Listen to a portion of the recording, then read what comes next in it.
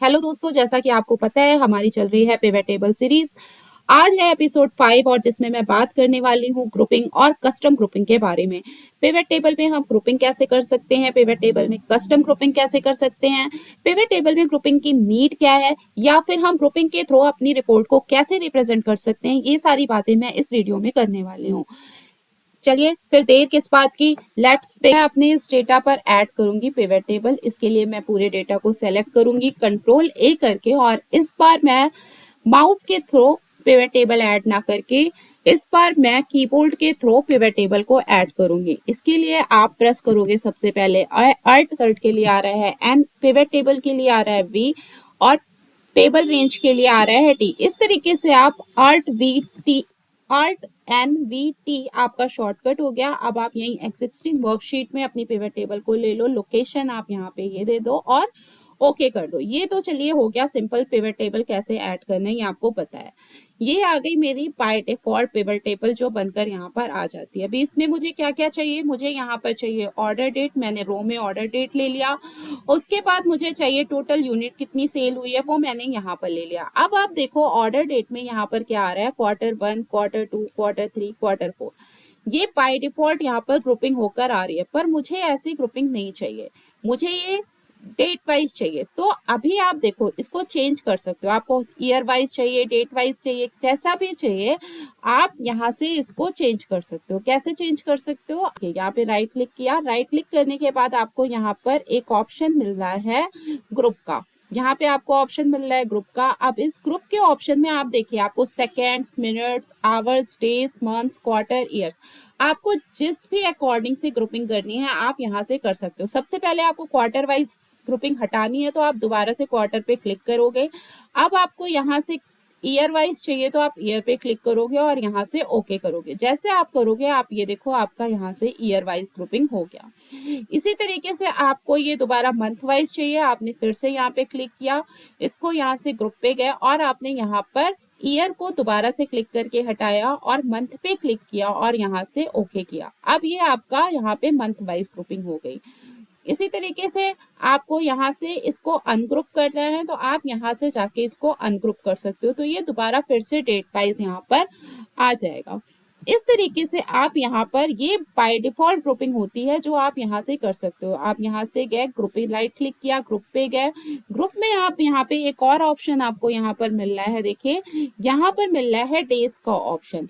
यहाँ पे आप पहले तो ये मंथ हटाओ, डेज पे जाओ। अभी आप डेज पे आपसे यहाँ पर आपको जितने जितने डेज की ग्रुपिंग करनी है, मान लीजिए मुझे 15 डेज की ग्रुपिंग करनी है तो मैंने यहाँ पर 15 डेज ले लिया और यहाँ से ओके कर दिया। अब देखिए यहाँ पर जो हमारी रिपोर्ट बनकर आ गई वो 15 डेज की ग्रुपिंग की रिपोर्ट बन के आ गई। 2 से 16 तक की, 17 से 31 तक की, ये 15 डेज की ग्रुपिंग यहाँ पर बन के आ गई। इस तरीके से आप पिवट टेबल में अपने डेट्स को आराम से ग्रुप कर सकते हो। ये तो हो गई वो डिफॉल्ट ग्रुपिंग्स जो ऑलरेडी आपकी पिवट टेबल में आप यहाँ से जाकर चेंज कर सकते हो। अब हम बात करते हैं कस्टम ग्रुपिंग की। कस्टम ग्रुपिंग की बात करने से पहले मैं यहाँ पर एक और पिवट टेबल इंसर्ट कर देती हूँ। यहाँ से कंट्रोल ए किया, इंसर्ट पर गए, पिवट टेबल ऐड की और यहाँ से हमने एक और एग्जिस्टिंग वर्कशीट ली और लोकेशन दे दिया हमने इसको ये, और यहाँ से कर दिया ओके। अब इस न्यू पिवट टेबल में मैं क्या लेती हूँ, न्यू पिवट टेबल में मैं ले लेती हूँ रिप्रेजेंटेटिव नेम को मैं रो में ले लेती हूँ और अपने आइटम्स को ले लेती हूँ कॉलम में, और टोटल यूनिट कितनी सेल हुई है वो मैं डाल देती हूँ वैल्यू में। अब देखिए अब यहाँ पर क्या है, यहाँ पर आपको ये जो आपके रिप्रेजेंटेटिव हैं इसमें से मान लीजिए ये ऊपर के जो 3 रिप्रेजेंटेटिव हैं ये टीम ए में काम करते हैं और ये जो नीचे के 2 रिप्रेजेंटेटिव हैं ये टीम बी में काम करते हैं। तो आपको क्या करना है, इनको टीम ए के ग्रुप में डालना है और इनको टीम बी के ग्रुप में डालना है। तो इसके लिए आप क्या करोगे, पहले तो इन तीनों को सेलेक्ट करो, फिर आप राइट क्लिक करोगे और राइट क्लिक करने के बाद आप जाओगे ग्रुप में। जैसे आप ग्रुप करोगे यहाँ पर आप देखो ग्रुप 1 लिखा आ गया और नीचे के 2 नाम अलग अलग ग्रुप में आ गए। अभी आपको नीचे के 2 नामों को एक साथ ग्रुप 2 में डालना है तो आप पहले किसी एक नाम पे क्लिक करो, फिर कंट्रोल के साथ आप दूसरे नाम को क्लिक करो, फिर राइट क्लिक करो और यहाँ से फिर से ग्रुप कर दो, तो ये ग्रुप 2 में आ गए। इसी तरीके से अगर आपको इनको अनग्रुप करना है तो यहाँ से आप राइट क्लिक करो और यहाँ पर आपको ये राइट क्लिक किया और आपको यहाँ पर ये अनग्रुप करने का ऑप्शन मिल रहा है, आप यहाँ से अनग्रुप भी कर सकते हो।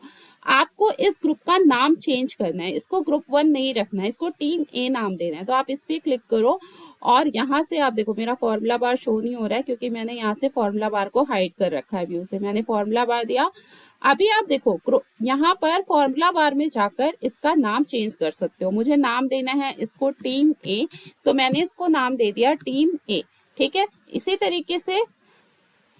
तरीके से आपको दूसरी का नाम चेंज करना है, टीम बी करना है, तो आप इसका नाम भी चेंज कर सकते हो, टीम बी, इसका नाम भी चेंज हो गया टीम बी। इस तरीके से आप कुछ जैसी भी ग्रुपिंग करनी है, जिस चीज नाम की ग्रुपिंग करनी है, आप यहाँ से उसको कस्टम ग्रुपिंग भी कर सकते हो, ये होता है कस्टम ग्रुपिंग।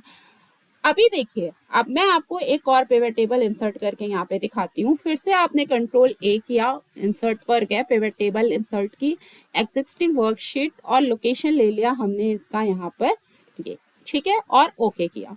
अभी यहाँ पर आप देखिए ये पिवट टेबल जो आ रही है, इस पिवट टेबल को बोलते हैं हम डिफॉल्ट पिवट टेबल। क्यों? क्योंकि ये और जैसे आप पिवट टेबल इंसर्ट करोगे ये ऑटोमेटिक यहाँ से ऐड हो जाएगी।